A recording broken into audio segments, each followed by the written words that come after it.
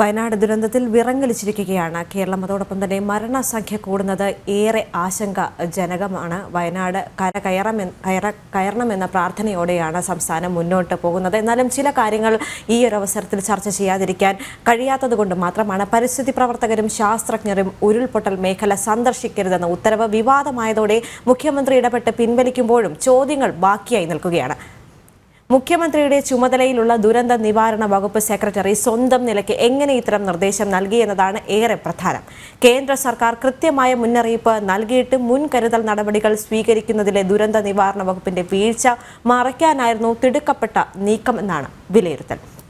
ഈ വിഷയം കൃത്യമായി തന്നെ ചർച്ച ചെയ്യേണ്ട ഒരു കാര്യമുണ്ട്. കാരണം ആദ്യം തന്നെ ശാസ്ത്രജ്ഞർ അല്ലെങ്കിൽ വിദഗ്ധർ നൽകിയ ചില മുന്നറിയിപ്പുകൾ കാണാതെ പോയി, അല്ലെങ്കിൽ ശ്രദ്ധിക്കാതെ പോയി, അല്ലെങ്കിൽ പരിഗണിക്കാതെ പോയത് കൊണ്ട് മാത്രം വയനാടിന് ഇത്തരം ഒരു ദുരന്തം വന്നു എന്നുള്ളൊരു ആക്ഷേപങ്ങൾ മുന്നോട്ട് വരുമ്പോഴും ഈ വിഷയം ഈ സമയത്ത് ചർച്ച ചെയ്യേണ്ട ആവശ്യകത ഉണ്ടോ എന്നുള്ള ചോദ്യങ്ങൾ ഉയർന്നു വരുന്നുണ്ട്. കാരണം ഈ വിഷയം ഈ ഒരു അവസരത്തിൽ ചർച്ച ചെയ്തേ മതിയാകൂ. കാരണം ഇനിയും ലക്ഷക്കണക്കിന് ജീവനുകൾ കേരളത്തിൽ ബാക്കിയുണ്ട്. നമുക്കെല്ലാവർക്കും ഇന്നോ നാളെയോ സംഭവിക്കാവുന്ന ചില കാര്യങ്ങളുടെ ഓർമ്മപ്പെടുത്തൽ മാത്രമാണ് വയനാട് എന്നൊരു ഈ അവസരത്തിൽ പറയേണ്ടതുണ്ട്. കാരണം ഇത്തരം വിദഗ്ധരുടെ, മാധവ് ഗാഡ്ഗിൽ അടക്കമുള്ള വിദഗ്ധരുടെ വാക്ക് കേൾക്കാതെ അല്ലെങ്കിൽ കൃത്യമായ പരിശോധനകൾക്ക് ശേഷമാണ് ഇത്തരം റിപ്പോർട്ടുകളിലേക്ക് വിദഗ്ധർ കടക്കുന്നത്. എന്നാൽ ആ റിപ്പോർട്ടുകളുടെ അടിസ്ഥാനത്തിൽ കൃത്യമായ പരിശോധനയും പഠനവും നടത്തിയ ശേഷമായിരിക്കണം ഇത്തരം മുന്നറിയിപ്പുകൾ കൃത്യമായി തന്നെ ഉൾക്കൊണ്ടുകൊണ്ട് കാര്യങ്ങൾ മുന്നോട്ട് നീക്കിയിരുന്നെങ്കിൽ ഇത്തരം സംഭവങ്ങൾ ഉണ്ടാകില്ലായിരുന്നു എന്ന് പ്രദേശവാസികൾ ഉൾപ്പെടെ നിസ്സഹായ അവസ്ഥയിലൂടെ അവർ പരാതി പറയുന്നതല്ല, നിസ്സഹായ അവസ്ഥയിലൂടെ അവർ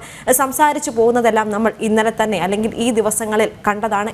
മനോജ് ചേരുന്നുണ്ട് അവിടെ നിന്ന്. മനോജ്, ഈ ഒരു ദുരന്തം ഏറ്റവും കൂടുതൽ ഇന്ന് 4ാം ദിവസമാണ്. ഈ 4ാം ദിവസം പോലും അതിൻ്റെ ഞെട്ടൽ നടുങ്ങൾ നമുക്ക് മാറിയിട്ടില്ല. എന്നിരുന്നാലും ഈ മരണനിരക്ക് ഉയരുന്ന ഒരു സാഹചര്യം ആശങ്കാജനകമായി തന്നെ മുന്നോട്ട് പോകുന്നുണ്ട്. ഇന്ന് നിലവിലെ അപ്ഡേറ്റുകൾ എന്താണ്? മറ്റു വിശദാംശങ്ങളും കൂടി. തീർച്ചയായും ഈ മരണനിരക്ക് ഉയർന്നത് തന്നെയാണ് ആശങ്ക ഉയർത്തുന്നത്. ഈ സംഭവം ഓരോ ദിവസവും ഈ പുഴയ്ക്ക് അരികിൽ നിന്നും അതോടൊപ്പം തന്നെ ഈ മുണ്ടക്കൈ ഭാഗത്തു നിന്നുമൊക്കെ മൃതദേഹങ്ങൾ മുന്നോട്ട് കൊണ്ടുവരുന്നുണ്ട്.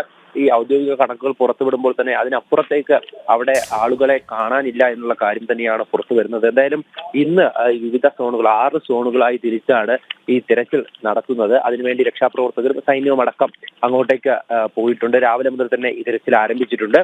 അട്ടമലയും ആറന്മലയും ചേർന്നതാണ് ആദ്യത്തെ സോൺ. ആ ഭാഗത്താണ് ആദ്യത്തെ ഈ ഒരു സംഘം എത്തുക. പിന്നീട് മുണ്ടക്കൈ 2ാമത്തെ സോണും, ഈ പുഞ്ചിരിമട്ടം 3ാമതും, പിന്നീട് വെള്ളാർമല വില്ലേജ് റോഡ്, അതോടൊപ്പം ഈ GVHSS വെള്ളാർമല, പിന്നീട് അതിനുശേഷം ഈ അടിവാരത്തെ 6ാമത്തെ സോണും ഉൾപ്പെടെയാണ് ഈ പരിശോധന.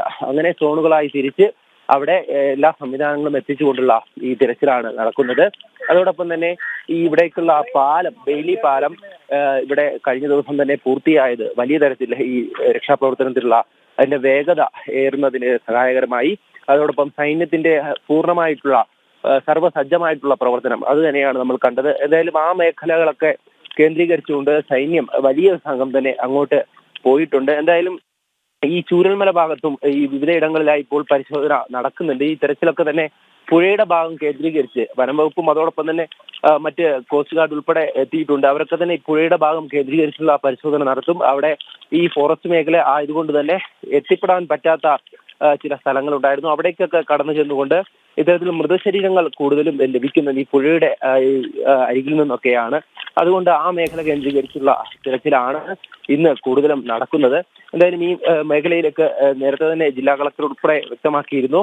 ഇപ്പോൾ മിസ്സിംഗ് ആയവരുടെ കൃത്യമായിട്ടുള്ള കണക്ക് ഔദ്യോഗികമായി പറയുന്നുണ്ടെങ്കിലും പക്ഷെ ഇനിയും കാണാനുണ്ട്, ഏറെ പേരെ ഇനിയും കാണാനുണ്ട് എന്നുള്ള കാര്യം തന്നെയാണ് ദുരിതാശ്വാസ ക്യാമ്പിൽ കഴിയുന്നവരും അതോടൊപ്പം തന്നെ ഈ ദുരന്തത്തിന് നേർസാക്ഷ്യം വഹിച്ചവരും ഒക്കെ നമ്മളോട് വ്യക്തമാക്കിയത്.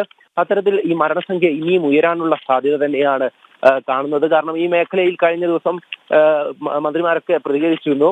ഈ മേഖലയിൽ ഇനി ജീവനുള്ളവർ എത്ര പേരാണെന്ന് പറയാൻ സാധിക്കില്ല. കുറച്ചു പേർ മാത്രമേ അങ്ങനെ അഥവാ കണ്ടു കിട്ടിയാലും, അല്ലെങ്കിൽ അവിടെ ഈ പോയപ്പോഴൊക്കെ തന്നെ ഈ മേഖലയിലൊക്കെ മൃതശരീരങ്ങളാണ് കണ്ടിട്ടുള്ളത്. അതിലൊക്കെയാണ് ഇങ്ങോട്ടേക്ക് എത്തിച്ചിട്ടുള്ളത്. എന്തായാലും ഇത് തന്നെയാണ് ഈ മരണസംഖ്യ ഉയരുന്ന കാര്യമെന്നും ഞാൻ പറഞ്ഞത്. ദേവിക.